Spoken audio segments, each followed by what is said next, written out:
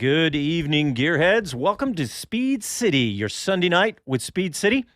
This is John Massengale sitting in the studio in Austin with my friend Les Kaiser. How are you, Mr. Kaiser? Man, I am doing awesome. It's been a busy weekend for cars. It has, considering we don't have Formula One or IndyCar. We had plenty of other stuff going on, and I am really excited about what we got on the show tonight because I have some really fun, nerdy motorsports stuff on top of all the racing that we're going to talk about because we're going to talk MotoGP. Yeah. Oh yeah. We're gonna. Sorry, folks, I can't protect you. We're going to talk in two dimensions tonight.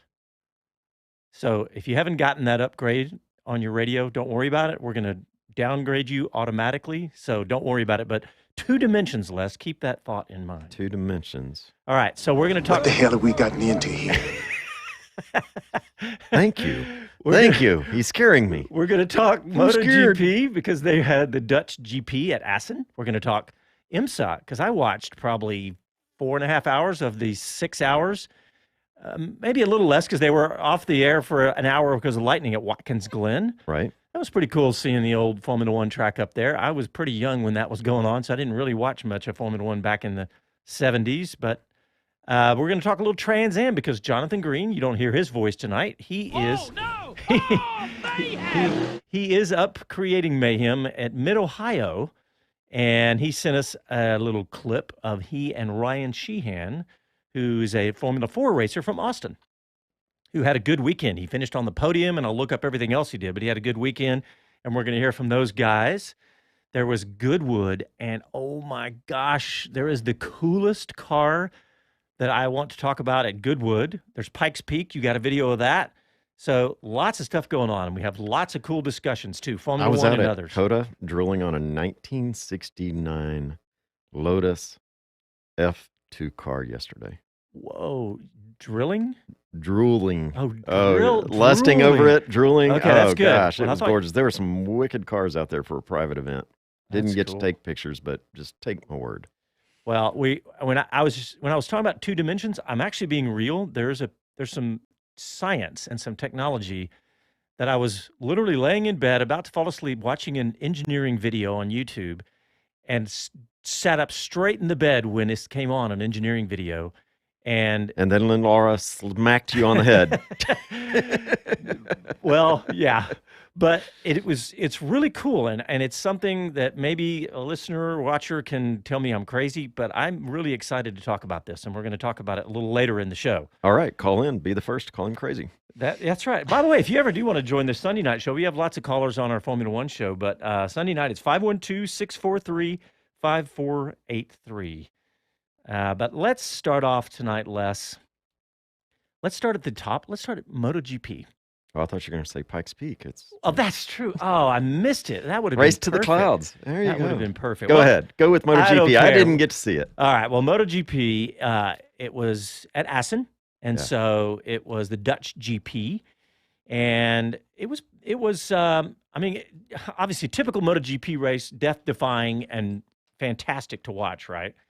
But the big deal, let me bring up my notes. The big deals in the race were 2 crashes by your championship leader. Ouch. Yeah. Ouch. That's not the way you win them. No, it was not pretty. Turn 5 was pretty devastating there because there were 2 crashes, and one of them was actually a really scary-looking high side because Fabio Quartararo, your championship leader, at turn 5, early on in the race, he had a pretty mild-looking low-side crash, but your championship leader, it's a big deal. But he was actually able to get back up and get into the race. And then later in the race, I think it was turn 5 again, but with 14 laps to go, man, he crashed high side, and it was scary. One of those kinds where his feet were literally pointing at the sky. So it was really, really ugly. It was a savage crash for him. So right. But Ducati ended up looking good after this because Francesco Bagnaia, he shot back into the title picture after taking a victory in Assen. So that was pretty cool. And of course, this is the last race before they have a long summer break, a 5-week summer break. Right. I don't Right. know. I don't remember That being feels five. long. Yeah, it seems like it's like F1, typically 3.5 to 5. I mean 3.5 to 4 weeks, depending on how the the races were on either a Saturday or whatever. But this one seems at 5 weeks. But it's a long summer break. But anyway, so um, it was the second crash for the factory Yamaha team because Franco Morbidelli crashed with 19 to go, also at turn 5. Hmm. So, and Darren Bender crashed out at turn 8 with Oh, 18 to Darren. go.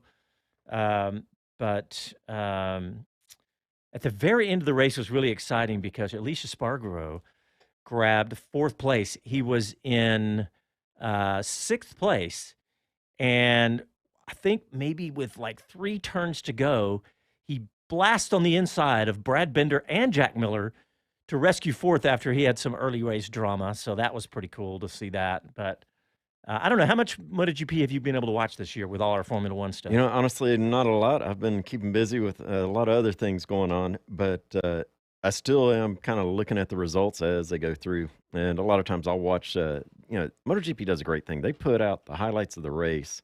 You can wake up tomorrow morning or probably even now and check them out on some of those different sites. It's really nice to catch a capsule of what was going on and the highlights of the race. Well, the So, best by far is MotoGP.com. If you've got the app, man, oh yeah, as you know, it is their OTT app, as they call it these days, is one of the best, if not the best. It's really, really good, and you get to catch up on everything and tons of video too.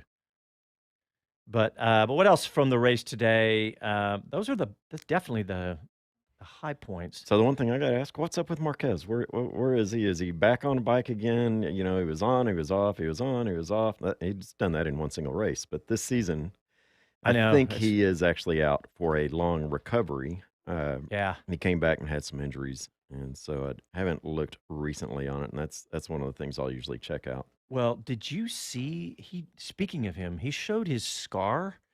It looks like a horror movie on his shoulder. Oh I mean, yeah, it comes down his shoulder and just looks like, reminds me of one of those like super graphic shark attack right. scars. It is a scary, ugly scar. And you think, oh my God, how did he ever get back on a bike after looking at that thing? But Right.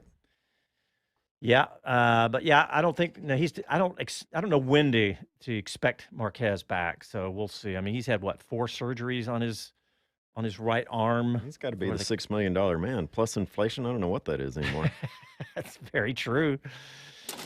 But yes, I don't know about Mark Marquez. I have not followed him, just like you, not followed him. We've spent so much time on Formula One this year that we haven't followed MotoGP as much as I like to because I love to watch MotoGP. But yeah, Les, why don't we go ahead and talk a little Pikes Peak?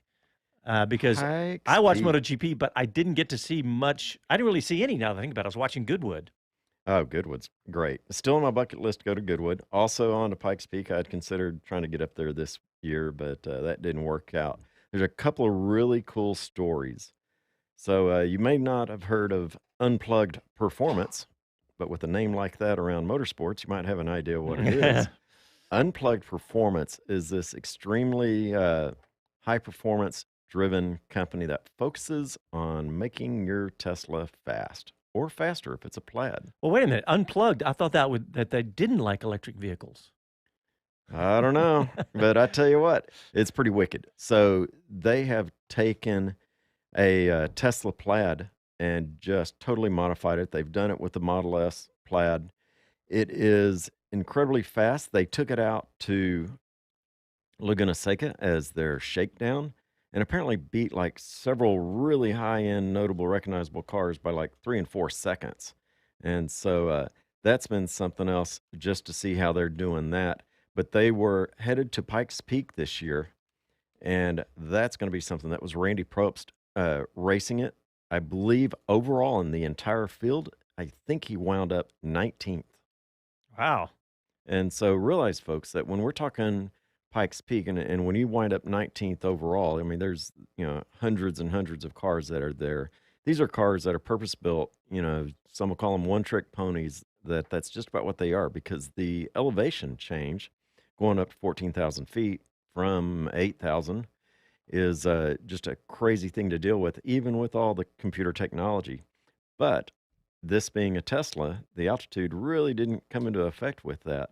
And so I'm anxious to see some runs of this car, see how it turned out. I saw a story. This was literally a headline I saw, and it said stock 911 turbo runs 2 seconds faster than this crazy modified Tesla. Maybe the one you're talking about. The modified Tesla that I saw looked like it had a front porch of a front splitter. Yeah. I mean, it was literally, it looked like it was about Downforce, baby. 30 inches sticking out from the front of the car. I was like, I have a hard time getting in my driveway. I can imagine with my low car. I can't imagine that. But yeah, they said a factory bone stock with, I guess, race tires, a factory 911. Isn't the 911 Turbo the only car that can run with a plaid? I mean, a brand new one. Yeah, I think it seems like it. like a sub 2 second or right around 2 second flat. But anyway. Yeah. So the next one to talk about was the overall winner. Robin Shute has been doing fantastic out there. He's in a 2018 Wolf, which is purpose built, open wheel kind of thing, and it's all crazy the way it is. But he climbed all the way up 10 minutes 9.5 seconds. Wow. And that is hauling. Okay, It's cool. just incredible what this car was able to do. There's a great video. Thanks for putting that up there. And a couple of different videos out there. One of them is a ride along, and you can see as he goes through the clouds. Truly, in that kind of elevation, you're dealing with the cloud, and going in and out of clouds. Or at that moment, you might think it's fog, but it's a cloud. And how What's they're the dealing with difference? that. Just the altitude. Yeah, yeah. But yeah, it is just a crazy wicked ride along video. Definitely check that out with Robin Shute, and congrats. We have a watcher on YouTube, Mike Bowles. He's a regular. Hey, Mike. And he had brought up one of the stories that I had in my doc to talk about this evening, and that's Robert Wickens' first race Yeah, win buddy. since his crash. How amazing was that to watch? I mean, that's such a feel-good story. Mike was like, "Hey, that's our top story." He popped that right in as we started, and Sounds good. and it definitely is worthy of that consideration because I mean, that devastating injury, spinal injury. I mean, say that, and I mean, and it makes you think about the different motorsports that could have hand controls. We've seen that Right. on and off, Right. but that was pretty amazing, wasn't it? Yeah, the hand controls are really interesting, and where you find them applied and things like that. Just by chance this morning, I was running over to one of the shops, and there's a guy here in Austin who I've met. Really friendly guy. You can't miss him. Once you see him, you're going to pick him out. He's riding one of those Earl sidecar motorcycles because he only has one arm. But in his sidecars, his little canine buddy that rides along with him, usually with Oh, the that's old cool. pilot goggles on. But he operates everything with one hand and his feet. And the Earl plays into that real well, the way the throttle and the clutch and everything is played out on that.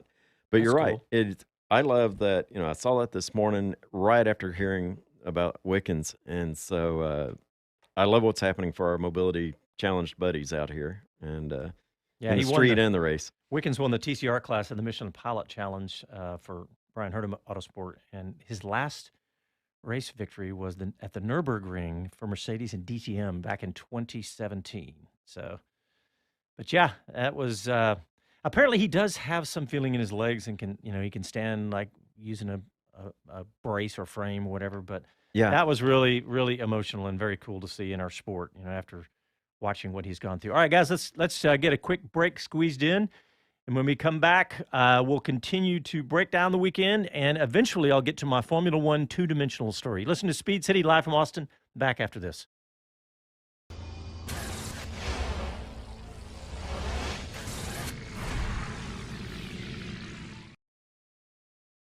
Hi, this is Max Verstappen, and you're listening to Speed City. Welcome back to the fastest hour in radio, Speed City. Thank you, Mr. Verstappen.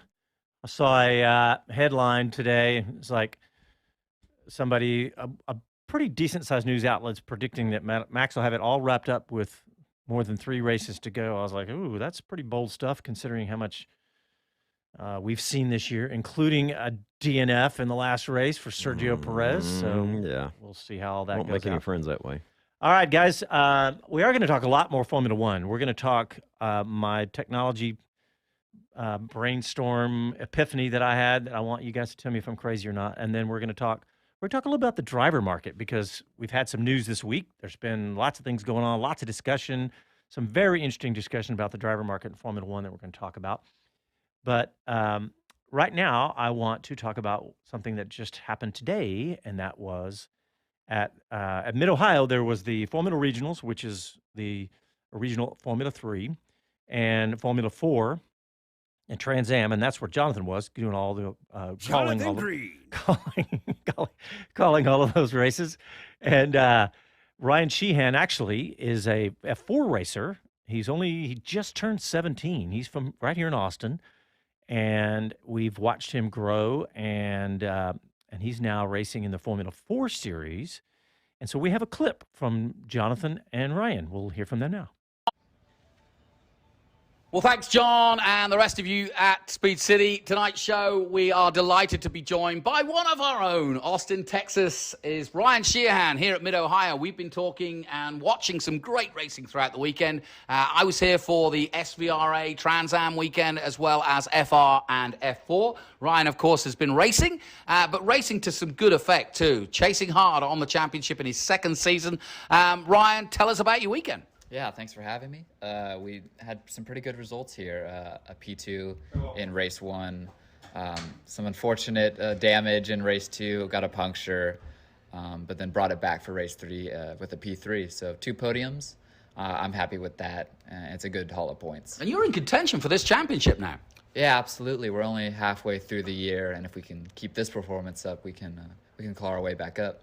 The good news is I was really impressed, and I think you should make notice of this. You had a damaged wing. I don't know how it happened in race 3, but you had a damaged wing throughout most of the race, but still managed to hold off the pack. Yeah, it was just finding where we could make up time. What happened? Just light contact. Okay. Tried to go for a move. Door got closed. It's racing. But yeah, just trying to feel out the car, feel where we were losing, where we could still push. And just trying to maximize the damage. And tell the fans in Austin where you're headed next and when we can see you, which will be, I presume, at the Circuit of the Americas. Yeah, we're going to New Jersey Motorsports Park next at the end of July. That's our next F4 race. And then we come to COTA in the middle of September for a USF Juniors race. And then at the beginning of November for the official F4 US race. Okay, and if you can get in the top 3, let's say, in F4, will you have a chance now of progressing to FR like we've seen many of the other great champions like Dakota Dickerson, like Lundqvist and many others before them, and obviously Kyle Kirkwood before him? Yeah, that's my goal for next year. So obviously we want to perform to prove that we should be there and to show that we can race at the front up there. Too. Well, listen, we're delighted to see your progress. Great to see you in action and also doing the business for Austin and for your home of Texas. We'll see you at COTA. Come and join us on the F1 show anytime you like. We'll be following F1 throughout the season, but thanks for joining us. And quick shout out to where they can find you on social. Yeah, at Ryan Shehan Official or Ryan Shehan Race on pretty much anything. Instagram, Facebook, Twitter, LinkedIn, and RyanShehan.com is our website. So go check them out. All right, John, finally we found one. We found an Austin driver going on the way and going all the way for the top. Let's see if he can do it. Back to you guys. That's pretty cool to have a driver buddy. from Austin. He's a good kid, too. He's been fun to watch. So we will definitely keep track. We always have followed the young drivers. It's something we've done, for years and years. Jonathan caught up with Lando Norris back in the day, Lance Stroll when he was still a kid. Many more. Alexander really. Rossi. Well, guy. Rossi, Alexander Rossi from the day we started the show. He was still pretty young, 18 maybe, 17, 18. Playing around in the background of Caterham. Yeah, that's right. Let's see. I do want to talk about Watkins Glen because IMSA was racing there. And let's see. I spent so much of my time watching my son's team. I was going to say, My you son's got a mechanic personal for connection. the Inception Racing team, and they are leading the Michelin Endurance Cup, which is like a sub-series within the series, and they're now leading that because they did well at Daytona. They were leading at the halfway, and they're also leading halfway point today. So anyway, they're doing good. But Wayne Taylor Racing took the overall, giving an Acura another 1-2 finish. Felipe Albuquerque passed the number 60 Marashank Racing Acura on the restart with 21 minutes to go and held him off for a good shootout in the DPI. So it was good racing today. Had that lightning. There was about 90 minutes to go, and there was a lightning delay. And I thought we may not even get a restart because they do 30-minute increments. When they have lightning, you have to wait 30 minutes. Yep. And I guess they must have had two. Yeah. And so it was an hour delay, and they only had when they finally green flag dropped on after getting the cars on track, everything, there was like 21 minutes left. Oh man, yeah. There's a lot of technology around that, and for good reason. You've got a lot of folks out there trackside, on the team and off the team spectating. Absolutely. The first thing I thought of was the guys up on those camera stands. Oh yeah, yeah. Because there was a big wreck, and the guy literally. It wasn't horrible, but it was a Lamborghini, and it ripped the entire front of it off. But he slid right up to the driver's cage, and the guy with the camera, you couldn't see him. Look in, but you could see him. You could just feel him trying to tilt the camera because he couldn't go any lower, and he couldn't quite get as far down as he wanted to. But there was a crazy one of the, I guess it was LMP3 cars or 2 cars. One of those with I think it must have been a V8, one of the V8 like the Nissans or whatever. He had a catastrophic engine failure and instantly turned into a giant fogging machine and was dumping smoke out both sides of that car like you've never seen. And I thought, you're going, no big deal. But they showed the windscreen. They showed an onboard camera of a car that went through it. He went through the fog. Oh no! And his windshield was covered in oil droplets. That's how bad that was. I mean, and he was, at least a couple 100 feet behind him. And that's how much. So it literally misted a giant section of the track. So they had to get out the kitty litter and the jet dryer. But I thought about how much damage, how much havoc that could wreak with any car that went through that cloud. Think about all of every single radiator, whether it's the engine radiator, the transmission cooler, the diff cooler, or however many radiators you got on some of those race cars. They all got filled with oil. And man, it's like a disaster, really. So anyway, that was, but yeah, that was fun to watch. What about the new Cadillac DPI? I want to Google that image. Have you seen the image of that?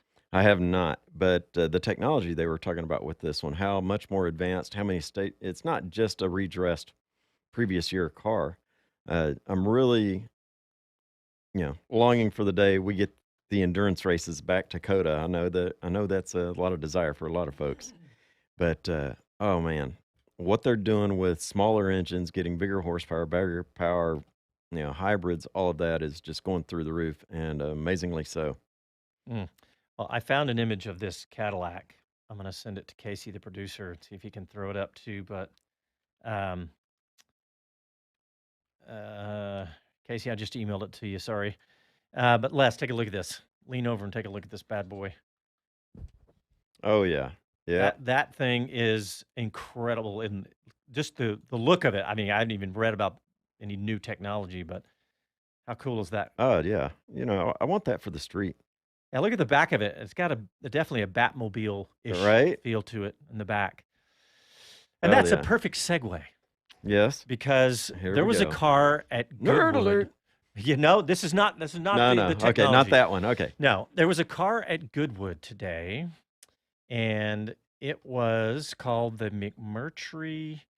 Let me get down to that. The McMurtry Sperling. And it's an electric, which, in racing, I'm not the biggest fan of, but we all love the acceleration it provides. And there's a video that hopefully Casey can find in there that we can show the folks on YouTube. But, wow. That is cool looking. But this Talk car, about Batman. Yeah, but look how tiny it is, how short wheelbase and narrow it is.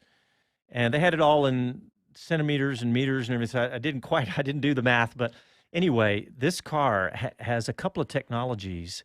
It has, first of all, it's electric, so it's crazy fast off the line, right?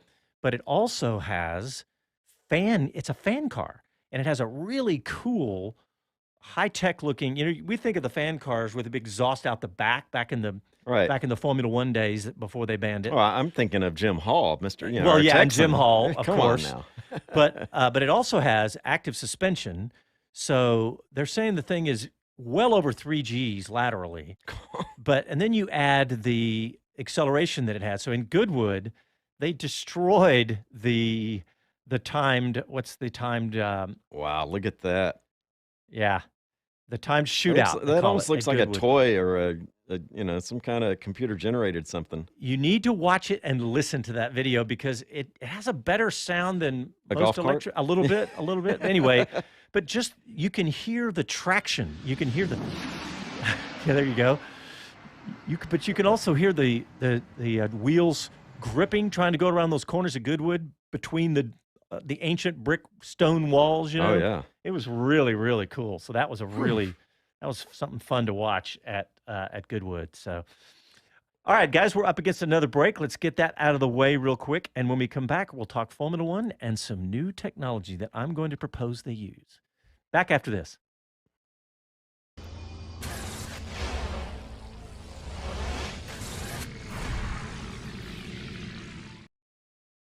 Hi, this is Gene Haas, and this is Speed City. Welcome back to the fastest hour in radio, Speed City. That song always gets us dancing in the studio. I wonder if Gene would dance to it. I don't know if I'd want to see that. How about Gunther? I'm not Gene. I'm Gunther. You knew Casey had that queued up. All right, Wait a minute. Les. Did you hear who was talking about becoming an F1 driver? Yes, your girlfriend. Wow. I'm way out of my league. Lindsey Vaughn, yeah. Yeah. Somebody made Lindsey some. Vaughn coming by, American skier. Hey, Lindsay. Hey, how are you? See, I told you it's your girlfriend. Good to see you, Lindsay. Thanks. I'm doing fine. Call me. I lost your number. Recently Never on had the it. Recently renewed. Hey, so the funny thing is, and it's rather tongue in cheek to me because she was talking about doing something else after her skiing career has come to an end. And I think it was somewhat joking, but then again, I don't know. I mean, she's certainly capable of doing a lot of things, but I don't think she's capable of sitting in an F1 car and being competitive. Well, yeah, it was funny. She said it like, well, we had a text trail going between the guys, and somebody sent that, and I was like, well, who sent that and why? And then I read it, and I was like, I think it was Varsha who sent it. Yeah, it was and Varsha. Then I read it, and it said, I was going to become a Formula One driver. I was like, oh, just step out of skis and start driving Formula One.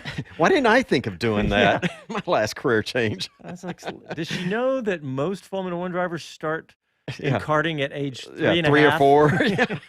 Exactly. Pretty good. Yeah. Thanks, Lindsay. Yeah, good to hear from you. Anyway, let's talk some Formula One. Les, you guys, some of your stories actually coincide with mine. Well, go for it. Lead the dance. Here we go. All right. So I want to start with the driver market because this week we had some news, right? And it's not just, every year it can get more and more complex as the dominoes fall, right? And so this week we had the news that Gasly has signed a new contract, right? Right. And we all, we're talking about where is he going to end up? And of course, really the dominoes, the whole equation started when Checo signed his new contract. That was probably the big thing. But I was just thinking about it from all the way down the line because we've heard talk about Ricciardo and the things that Zach Brown has said. But just to wrap up Gasly, he's formally confirmed for AlphaTauri for the 2023 season. Yep. Checo signed a 2-year contract with Red Bull. Yep. But the next thing that probably happened was Ricciardo, because that came to surface because Zach Brown started talking about Ricciardo and saying it's not guaranteed that he's going to come back. But if you go back and look at what Zach Brown said, you immediately, when you hear him say that, you think, oh, he's just trying to pressure Ricciardo to get his act together and start doing better, which he has finished ahead of his teammate Lando Norris the last couple of weeks. But what Brown said, what Zach Brown said, he said, it's what Ricciardo wants to do, making it sound like Ricciardo has the option, not McLaren in the contract. Right. So I thought that was, I just hadn't heard anybody talking about that aspect of that part of that Well, I equation. also saw something, and I don't know how reliable source was, but the short version was Ricardo has the option to stick with a McLaren team. Hmm. Like, not F1. Does he want to go play endurance? Does he want to go run Le Mans? What's he want IndyCar? to, yeah, in whatever. And so, that's also an option if he Well- decides he doesn't want that regimen of F1. Yep. And now, of course, I don't see Ricardo playing that card yet. I think that's way too premature to talk I about agree. that. But what I thought, I started thinking about this, and I realized Ricardo has not been out there bashing McLaren at all. No. And in fact, he's actually said the opposite. He's going, look, I want this to work. So I think that I think that will probably not change. If I had to make a call right now, I would say that probably wouldn't change. But he definitely was not doing well and has only done a little bit better recently. So, and he got lucky that Lando had that horrific pit stop in the last race. Is the only reason he finished ahead of Lando, or the primary reason he finished ahead of Lando. So, but if he were to leave, that would clearly be the hottest seat in Formula One if he were to leave. Oh, yeah. Yeah. So next, I want to talk about Sebastian Vettel. Right? He started really bad this year. Started poorly. He's done better lately. He missed a couple of races at the beginning of the season with COVID. Crashed at Australia, coming right out of all that. Right. Which you kind of get that, right? Oh, yeah. You think about anybody at the highest level of any sport, any motor racing, any series, anything. You're at the very highest level, and you miss two of your events. You're going to come out pretty poor. So he had that crash, but recently finished 8th at Imola, 10th at Monaco, and he barely missed points in Miami. I think it was Schumacher crashed him out there. And now that Aston, they did a big aero upgrade. The cars look faster. They did a huge aero upgrade actually in Spain, and that's starting to produce results. Well, I'm going to counter that a little bit because apparently yesterday, Lance Stroll, or actually it came out today from Adam Cooper on Motorsport, always a great guy to follow. He's reporting that Stroll is still lacking confidence in his Aston Martin, that it just does not feel right, and he's not comfortable pushing it. And so, I find that interesting because to me, he's really at risk. He's been getting shown up by Sebastian Vettel lately, and I think he better get serious. He's had some ugly offs, and but he finished in the he points goes well. last week. Though, He too. keeps going well, Yep. and then it's very cyclical with him in the way he's working with that. What did he So, finish 10th? I don't have it up, but I think it was 10th last week. Yeah, I but think it was. anyway, I mean, look, he does have the ace in the hole, the Dad. Stroll hole. Yeah. So he does have that. So he could, we don't really know if Lawrence Stroll would actually, Fire his kid. fire his kid. So we shall see. But He's spending money. At least Well, what do he you gets think of- something out of him. that's true. It could be worse. But what do you think about Vettel, though? I mean, do you think, as far as next year, I'm thinking of this driver market in the context of 2023. I think Vettel is now contributing well to the team, and I think that's a reflection of his intention. I think we'll see him again next year. I think he'll be fine. Hopefully, we'll see Aston Martin continue to improve and him really show well. I think he wants to end his career in a better place, in the standings than he is now. That's probably not a bad idea. Next on my list, Fernando Alonso, who turns 41 in a few weeks. And to me, he looks better than he has in the last couple of years. I mean, absolutely. That rain qualifying second was phenomenal. Yeah. I mean, that was just magical watching him make that car do what it did in the rain. I mean, he definitely looks better now than before his break, a little time away from F1. Everything about him, just listen to him and look at him and think back to what he was like 4 years ago, and just head down, just almost checked out at times, out in the lounge chair, after the car expired, things like that. I really see him, up on his toes, feeling good, in a positive mindset, which I think, quite honestly, is reflective of what his car is doing. Yeah, for sure. Um, yeah, I can't argue with that. I never saw him where I thought he was never did I see him, but that I thought he lost confidence. Now, did he look like am I ever going to get back in Formula One? Is it going to be worth if I do where I land? But Right. I don't remember ever seeing him lose confidence. When he came to the Indy 500 and when he came, he never ever sounded like he had lost an inkling of confidence. Now, No. I'll say he might have run his course in F1, but he wasn't done. yeah. So when you talk Fernando, and you talk Alpine, you got to talk about the other two parts of that equation. Ocon is under contract through 2024, right?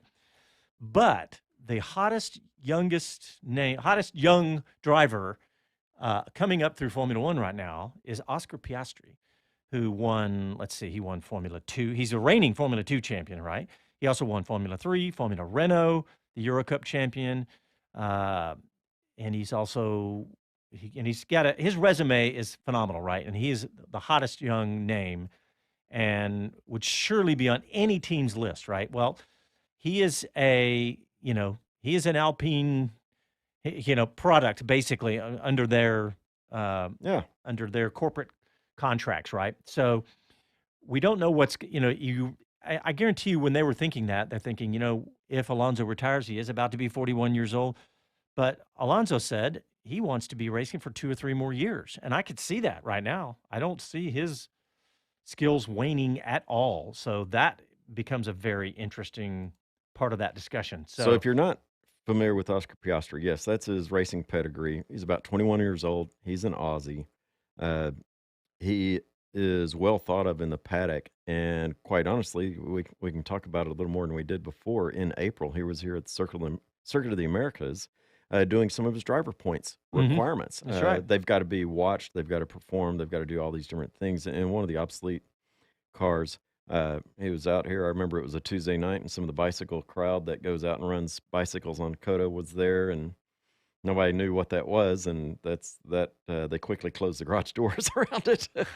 But it was Oscar Piastri out here doing some of the test drives and some of the time in the seat that he was doing with the Alpine F1 team. Like I said, again, in a 2021 A521 car. Yeah, which they have to. They can't have the new cars. Right. Yep. And so that will be very interesting. The rumors of him right now, strong rumors of him of a temporary move to Williams, because what did I say a while ago about Sebastian Vettel sitting out 2 races? Well, can you imagine Piastri sitting out 2 seasons? Right. Right.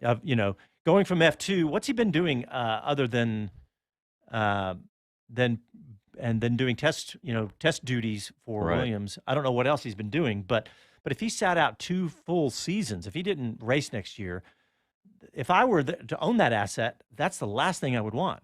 And Williams would be the perfect place again, right? Because you're really not competing with yourself if you put him in a Williams, at least, the car that we see today. So you're not going to compete against yourself. And also Williams has this track record of kind of taking a driver on loan like this and being okay with the way that process works. I mean, look, if you're at the back of the grid like Williams is, at least when you had you Russell, don't get any further back. Well, my point is that when you had George Russell, there was something to talk about at least, right? Mr. Right. Saturday and all that. So if you were to get Piastri next year, you'd have something positive happening in your team. So that would work. All right. So my last driver, and then we got to go to break because this segment's running long. My last driver that I have on my list, and I started building this a week ago before this driver had a pretty good week, and that's Lewis Hamilton. And you're thinking, wait, what? Lewis Hamilton in the silly season? Because when I started this, it was before he had a pretty good race last week. Right. And I was thinking, if Mercedes continues to struggle, because I still say Mercedes right now reminds me of Haas of 2 or 3 years ago, when Haas had to just basically start over and take the car from last year and just start from scratch again. Yep. I feel like that's the way that Mercedes has been. They have not been able to get it figured out. And in fact, George Russell even said it. He said something like, we're struggling every single week. In fact, I tweeted that from our account. Let me see if I can get that quote. But But really what I'm getting at um, is the fact that actually I'm confusing that with Max Verstappen. Anyway, so Lewis Hamilton, what if Mercedes got to the end of the season, they hadn't figured it out, and they didn't have a lot of hope for figuring it out next year? Could Hamilton walk away? It's a possibility, right? Yeah, Stranger things he's have got this happened. movie project he's working on. That's with, right. Brad Pitt, I think it was, and Yep. music and all kinds of So things. if the Mercedes seat opened up, that might trump the McLaren seat that I was talking about earlier. Okay, So that's my driver market for 2023 kind of breakdown for the time being. And now we have to go to a break. But when we come back, we're going to go into the second dimension. Ooh, and we're going to talk about some Formula One technology that I want to propose. You're listening to Speed City. Back after this.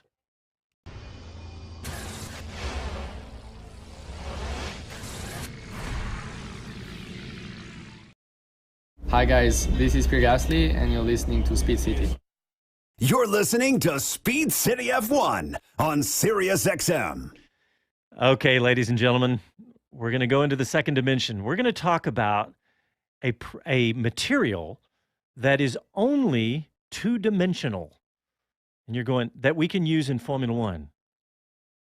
I've got you completely stumped. Okay, if you're an engineering geek like me, I've been hearing about this material called graphene for years and years and years. And graphene is essentially the same material that's it's carbon, but it's basically the same material that's in a pencil lead. And graphene was discovered, get this makes the story even weirder. It was discovered by some scientists or engineers that they used Scotch tape and they put Scotch tape on this carbon and they pulled it off, and there was a layer that was literally one dimension. It's one atom thick. But graphene, if you studied it, it's crazy strong. It's crazy conductive. It's like maybe the best conductor of electricity ever. It's stronger than steel, as everybody likes to say, carbon fiber, whatever else. But it's this crazy material that when it was discovered like 20 years ago, everybody said, this is going to change the world, and everything's, it was like nuclear fusion. It was like, it's going to change the world. It's going to solve all our energy problems. Well, this was going to help solve energy problems. So I was watching this engineering video, and they talked about how graphene is now being used in supercapacitors or ultra capacitors. And we all know what capacitors are, all right? They're kind of like a battery. And the difference between a capacitor and a battery is that capacitors store electricity, not chemically like a battery. Right. If you think about a battery, it has to convert from chemical to electrical energy. Well, a capacitor stores it in electricity, is actually static electricity. Yep. So, and capacitors are made up of lots and lots of thin membranes of metal sheets, and typically they're aluminum. Well, if you think about a thin piece of aluminum versus a thin piece of graphene, which is one atom thin, you can get literally thousands times more sheets inside of a supercapacitor or ultracapacitor. And so what that does is provide it takes the capacitor to another level. And so if you think about what a capacitor does, it is instantaneous disbursement of electricity, right? Like if you think about a Formula One car or a Tesla, like let's say a Tesla Plaid or a P100, they talk about how you have to put it in a certain mode and it blasts, and you have to have the biggest battery to get the fastest. Right.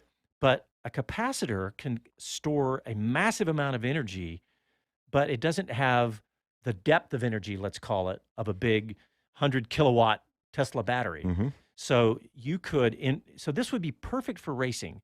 So when you go into a corner right now in a Formula One car using the curve system, you stomp the brakes and you absorb as much energy as you can into the battery. But think of it this way: a battery has a small spigot. You can only put so much energy at a time. Right. But if you were to use a supercapacitor that had graphene, you could literally stomp the brakes, and instead of using right now, I don't know what the percentages is. I would guess that it's still 80% using the standard brake technology that we've had for years, and a little bit, maybe 20% storing from the curve system. What if you were able to store the other way around, 80%, let's say you could store 80% of that energy from stomping on the brakes at 220 miles an hour in a, 1,300-pound car, that amount of energy, think about how much energy that is. If you could store all of it, there you go. Think if you could store that in a matter of what, a second or two in a braking moment in Formula One. And then right now, the same thing coming out, that electricity coming out, right? So right now you have to have a big giant battery. Well, Formula One cars don't have a big giant battery, so there's only so much of that. We love seeing the new cars come out of a corner, right? They have so much torque because of the hybrid system, right? Well, imagine that if you'd have double, triple, quadruple amount of that amount of energy plus lightweight, because capacitors are very lightweight. Now they're not going to provide down the straightaway power. That's where your battery comes in. But if you were to have some hybrid, Mike Bowles just commented on YouTube. He said, my head hurts. Thanks, Mike. Okay, Mike, I get it. I'm going to post some YouTube videos. This one that I watched, it's actually really, really good. It's only like a 10-minute video. But he talked, in this video, he talked about how buses in China use this right now. So they have the little rails up top where they go, because you think about what a bus does. A bus doesn't run around town all the time at top speed. Right. They go stop to stop to stop. So think about the physics equation of a bus going 20 miles an hour, but it weighs, 20,000 pounds. It's probably maybe even more energy than a Formula One car, all the different speed differentials. But the point of all that is that you could harness all of that energy that you use in braking in a Formula One car instantly in a second or two. If you were to calculate it into joules or whatever level, whatever energy measurement you want to use. But I just think that would be a really cool, and I bet you dollars to donuts that we will hear about supercapacitors / ultra capacitors in Formula One before you know it. And I don't think so, Tim. And I literally sat up in bed thinking that, wow, this is really cool. So, well, thank you, Dr. Emmett Brown. Appreciate it. That's a pretty good analogy. I like that. But I got a couple more stats here. Let me think. Of course you do. It's a spreadsheet. I see it over there. It's actually not a spreadsheet. Database. I think actually it's not only two-dimensional, but it's the thinnest compound known to man at 1 atom thick. Graphene is. Women too? Yes. Known to men Just checking. and women. I'm trying to keep the playing field level. Okay, now that I've eaten up all but about 3 minutes left, I know, Les, that you want to talk about Coda. They had Cars and Coffee back for the first time. Cars and Coffee. After, huge. That's because it's the first one back after COVID. Yeah, right? Everybody was so getting out there. I had every intention of being there, but I didn't get to make it. Seeing some pictures. Yeah, oh man, keep sharing those pictures. Some wicked cars out there. And, I was out at Coda yesterday for a private event. It was a lot of fun. And by all means, I was hosting a family during this event. Sometimes we forget how great this facility is. Yeah. Quite honestly. I know. I mean, yeah. Incredible, world class. But if you haven't been here, or even if you have plans, or if you don't have plans to be here for this year's Formula One race, there's something you got to check out. Check out the new travel packages that Coda has released. You can find them off the circuit.com. And these are that can combine your hotel stay, your transportation in the community, includes hospitality lounges, downtown, concierge service. If you already have your tickets, you can still get this. Or if you need tickets, they can accommodate that as well. So check it out. There are a lot of different budgets I saw available. It was very cool. Yeah, a lot of different levels, right? Yeah, you can start off at a little bit more than $500 a person plus your tickets, and so yeah, just get it. I mean, that is something that's really great. That's 4 nights of stay in one of the Austin hotels, and your travels back and forth, things like that. So just realize that if you're coming in, you don't want to deal with paying for parking out there and the hassle that comes along with all of that. Let somebody else drive. Really get into the spirit of things. Like I said, starting around $500, and they go way up from there. Hey, I want to mention Paul Bryan. He loves to tweet at us. He tweeted a really good story about Lola, the car builder name resurrected. Isn't that cool? You got to look into this. It was brand new. A guy, I think it's let's see, I forgot his name. Till Beckenslimer. I can't even say it. Anyway, some crazy name. But isn't that great to see Lola's name back? And thank you, Paul, because that was a good story. I wanted to talk more about it. I had another science story that I wanted to talk about. We have no time. We're out of time. I want to talk about. Imagine that. I want to talk about e-fuels and Formula One fuels because I think that's going to be big too. Well, thanks everybody for tuning in. We appreciate it. Don't forget, we have our Formula One coverage every Formula One Grand Prix weekend on national radio. And you can go to our website, speedcitybroadcast.com, to find out how to watch and listen to that. Thanks, everybody. Thanks, Jonathan Green and Ryan Shehan. We'll talk to you guys next Sunday. Ciao, y'all. 1.21